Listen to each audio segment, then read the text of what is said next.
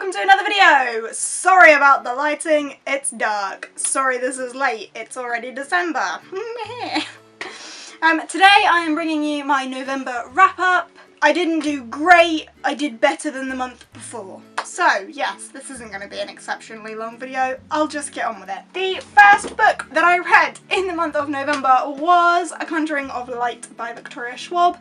This I gave 5 stars. This has become my favourite book of all time ever. I loved it through and through so much. I have filmed and edited a little babble on it. I say a little babble, it is only little because I have nothing else to say other than how much I love it. I don't know if that will be already up by now or whatever. But if it's about, it's about. If it's not, it will be. But I love this book so much. I can't fault it. It's just too perfect. If you haven't read anything by Victoria Schwab, go and read Victoria Schwab. If you haven't read the Shades of Magic trilogy, read the Shades of Magic trilogy. Like, absolutely, it's become one of my favourite things ever. This book has become, like, my favourite book ever. Definitely the best thing I've read this year. Quite possibly the best thing I've read in my entire life. Does that quite tell you how much I loved this? I really hope it does. Following that, I read Wicked Like a Wildfire by Alana Popovich. This, I originally started reading as a buddy read with Jess from Between the Lines. She's kind of ditched her channel for a little while now because she's doing a dissertation at uni. Meh. But I kind of left her in the dust and just started reading it by myself because she got, like, tangled up in her own life. How dare she? So I read it by myself and I was thoroughly surprised with how much I enjoyed it, because from the first couple of chapters I really thought this wasn't going to be for me, but it picked up towards the end. I am going to do a book babble on this. I actually took notes and stuff, and you should probably know by now that I don't do that ever, so look out for that babble when it eventually happens. I don't know when it will happen yet though, because I haven't filmed it and I'm probably not going to do it today because it's dark, so I don't know when that will come into existence, but it's going to. But yeah, I gave this 3 out of 5 stars, which is surprisingly good considering from the beginning I thought I wasn't going to enjoy it, but I enjoyed it more than I thought I would. I can't give it any more than 3.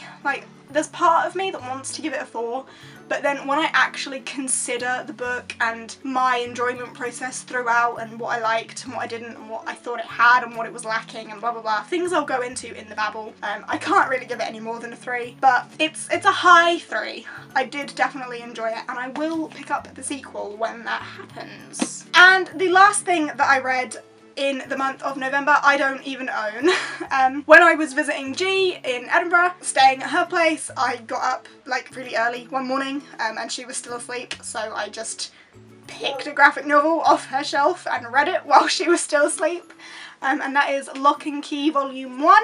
I'll try and put a picture here.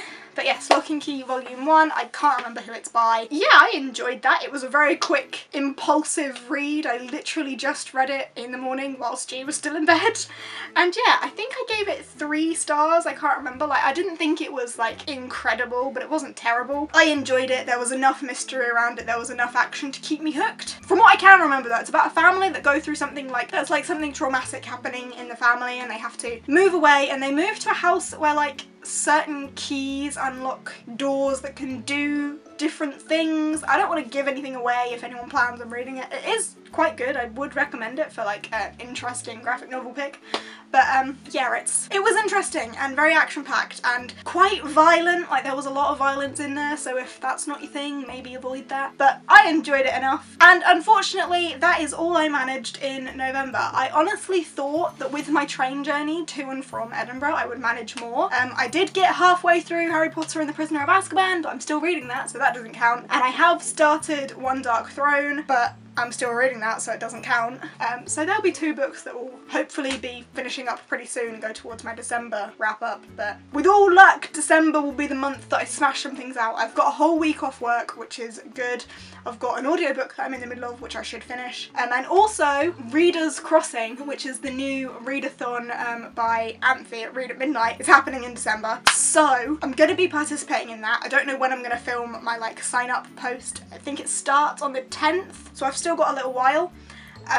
But I'm super excited for that. The reading quest, which was by Read at Midnight, was amazing and I loved it. And I've kind of just been waiting for her to do this one because I knew she was planning it. I saw a sneak peek on her Twitter or something.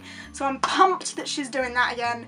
and I'm pumped to participate because I need all the reading challenges I can get. Also, a Very Merry Readathon is happening from the 4th to the 8th, which I'm kind of low-key participating in. Like, I'm not going to do like a TBR video because it's literally 4th to the 8th. It's 4 days, and my pick for it is literally Polar Bear Explorers Club, which I said I was going to read in December, so there's another book that will hopefully go towards December. As you know, I don't really set strict TBRs. My full TBR wasn't really strict and I kind of failed with it anyway, so I'm not setting a strict TBR for the month. There will be a TBR for the Readers Crossing Readathon in the sign up post, and Polar Bear Explorers Club is bound to happen. Also, you know, in my week off work, which is the 23rd to the 2nd of January, I hope to get some reading done then as well. Anyway, that's the end of that. I'm going to wrap this video up now.